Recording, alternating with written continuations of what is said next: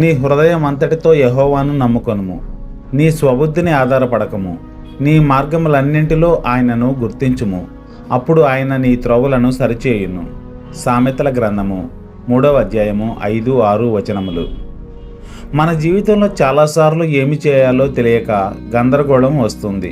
కానీ ఈ వాగ్దానం చెబుతోంది, మనం దేవుని మీద విశ్వాసం ఉంచితే ఆయన మనకు సరైన దారిని చూపిస్తాడు అని.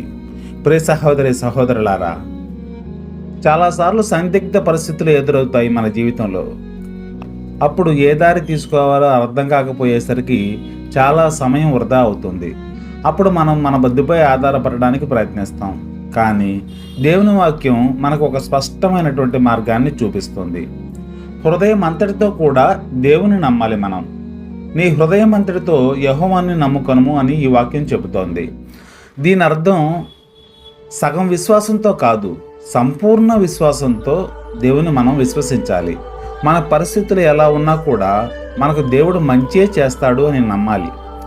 మనం మన స్వబుద్ధిపై ఎప్పుడూ కూడా ఆధారపడకూడదు.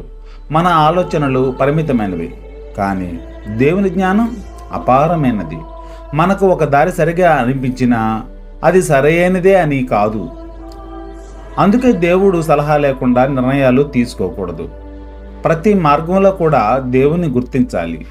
నీ మార్గములన్నింటిలో ఆయనను గుర్తించుము.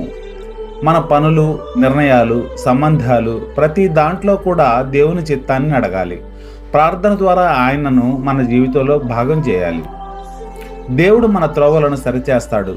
ఇది ఒక అద్భుతమైనటువంటి వాగ్దానం ప్రియులారా. మనము దేవునిపై విశ్వాసం ఉంచితే ఆయన మన దారిని సరిచేస్తాడు. మనం తప్పిపోకుండా సరైన దారిలో మనలను నడిపిస్తాడు.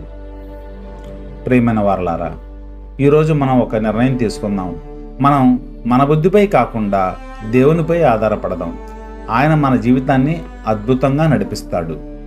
ప్రార్థన. ప్రియమైన పరలోక తండ్రి, నీ వాక్యానికి కృతజ్ఞతలు.